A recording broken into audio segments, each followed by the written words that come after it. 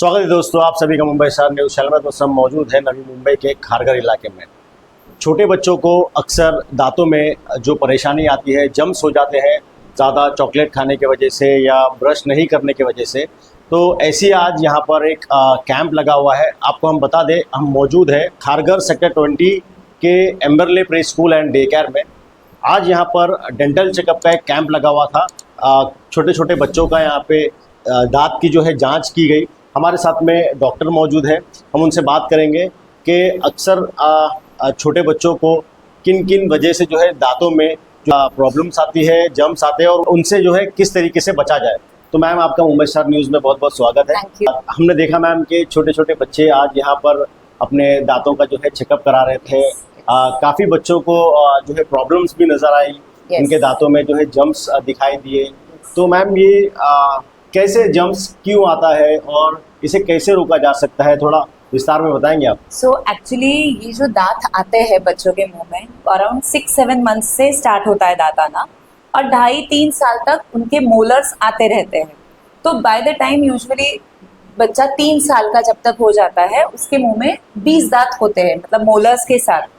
तो ये जो स्पेशली जो मोलर टीथ है, उनमें ना ग्रूव्स होती है, और जो बच्चे खाना खाते हैं उनकी पहले तो frequency of eating junk food, बहुत सारी चीज़ें जिसमें बहुत सारे कार्बोहाइड्रेट्स है, ब्रेड हो गया, बिस्किट्स हो गया, चिप्स हो गया, चीज़ हो गया, ये सारी चीज़ें जब वो खाते हैं कई बार वो फंस के रह जाती है, और इतने तक जाता है कि कई बार वो कैविटी होने के बाद भी उसमें खाना फंसा हुआ रहता है, तो पेरेंट्स को भी दिखता नहीं है और वो छिप जाता है। मेन रीजन यही है कि फ्रीक्वेंसी ऑफ ईटिंग बहुत ज्यादा हो गया है बच्चों का, ऐसे ही बीच बीच में खाते रहते हैं। एंड अनदर इम्पोर्टेंट रीजन है रात का ब्रश ना होना।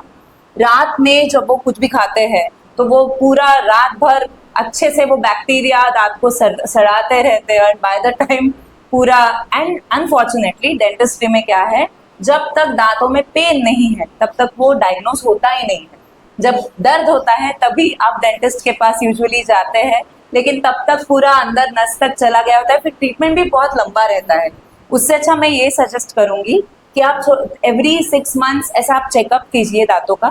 अगर कोई भी सड़न रहेगी, अगर वो बहुत ही छोटे स्टेज में, पहले स्टेज में दिख जाए कि एक छोटी सी सड़न है, तो क्या होता है ना, एक ही छोटे फिलिंग में काम हो जाता है, उसमें बच्चे को तकलीफ भी कम होती है, अपॉइंटमेंट्स भी कम लगते हैं, और खर्चा भी कम होता है। तो सबके लिए वो अच्छी बात होती है।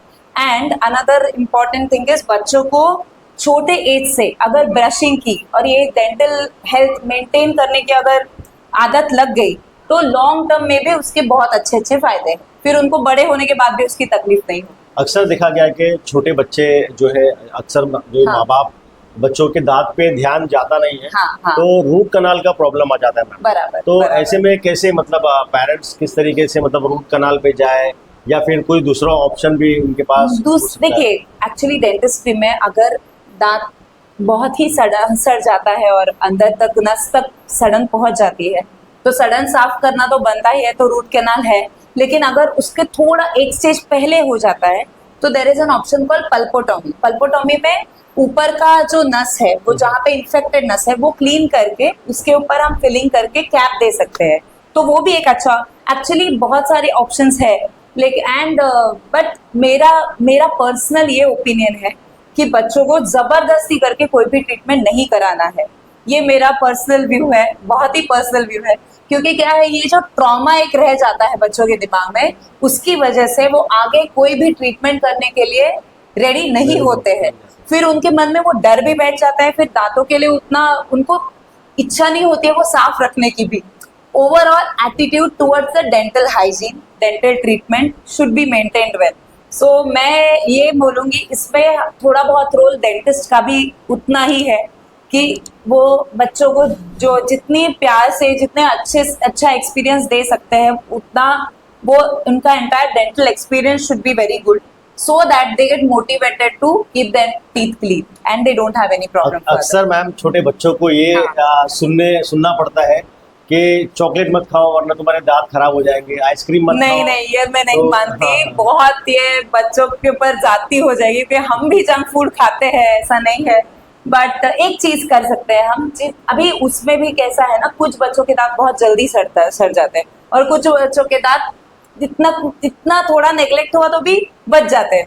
तो मैं ये बोलूंगी कि जिन बच्चों को डीके की टेंडेंसी है, माँ बाप को पता चल ही जाता है कि ये बच्चों के दांत ज्यादा सड़ रहे हैं, तो उनकी ब्रशिंग अच्छे से होनी चाहिए। अगर चॉकलेट खा लिया तो एक 10-15 मिनट बाद, चॉकलेट खाने के 10-15 मिनट बाद जाके एक बार ब्रश घुमा देना, या फिर अच्छे से रिंस कर लेना। या फिर नॉट ओनली चॉकलेट, बिस्किट्स हो गया, चिप्स हो गया, जो भी आप खाओगे, बच्चे खाते हैं, उसके बाद अगर आप अच्छे से एक बार रिंस कर लेते हैं, या एक छोटी छोटी उनको एक आदत कर देने का कि बच्चा बेटा आपको दांतों की तकलीफ ज्यादा ना हो, इसके लिए आप after what ever you eat, आप एक बार अच्छे से गुल्ला कर लो पानी से, नॉर्मल पानी से, और एक बार अच्छे से सॉफ्ट और ये सब जब सॉफ्ट ब्रिसल टूथब्रश से अगर आप जस्ट एक बार ब्रश घुमा देंगे तो बच्चों के ये सारी प्रॉब्लम्स बहुत कम आने वाली है। अच्छा मैम, ये घर में एक ही टूथपेस्ट हाँ, होता है, टूथपेस्ट होता तो अक्सर बड़े और छोटे हाँ। दोनों एक ही टूथपेस्ट यूज करते हैं, ऐसा हो सकता है क्या? मतलब कर सकते हैं, या फिर Actually- बच्चों के लिए कुछ अलग?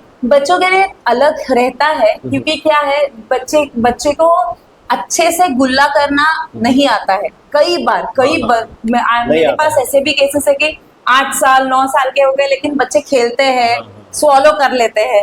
तो इसके लिए दो अलग अलग, यूजुअली बच्चों के जो टूथपेस्ट जैसे कीडोडेंट हो गया, ये सब हो गया, जो बच्चों के लिए जो डिजाइन करते हैं, तो वो जो टूथपेस्ट है वो बच्चों के लिए यूज करो। बट एंड बड़ों के लिए, एक बार बच्चा अगर 8-9 साल के बाद हो गया और उसको अच्छे से गुल्ला करने का टेक्निक आ गया, तो फिर आप सब लोग एक ही टूथपेस्ट यूज कर सकते हो, उसमें कोई प्रॉब्लम नहीं। ओके, तो मैम हमारे व्यूवर्स को आप बताइए कि आपका क्लिनिक कहाँ पर है और आप कौन से टाइमिंग पे वहाँ पर मिलेंगे, और या yes. आपको ऑनलाइन अगर कांटेक्ट करना चाहते हैं तो वो कैसा करें? सो मैं डॉक्टर स्नेहा गणेश हूँ। मैं और मेरे हस्बैंड डॉक्टर गणेश अय्यर, हम दोनों सेक्टर 20 खारघर में प्रैक्टिस करते हैं। हमारा क्लिनिक मॉर्निंग 10:30 से लेके इवनिंग 9:30-10 तक खुला रहता है। यूजुअली मैं मॉर्निंग्स और आफ्टरनून्स में रहती हूँ एंड मेरे हस्बैंड फुल डे रहते हैं उधर। और अगर आप you can contact me on phone, फिर हम अपॉइंटमेंट शेड्यूल कर सकते हैं। अगर आप ऑनलाइन कंसल्टेशन चाहते हैं तो ऑनलाइन भी कंसल्टेशन हो सकता है। मैं एक एक्स्ट्रा बताना चाहूंगी व्यूअर्स को, जो मुझे सारे बच्चों के लिए बताना है।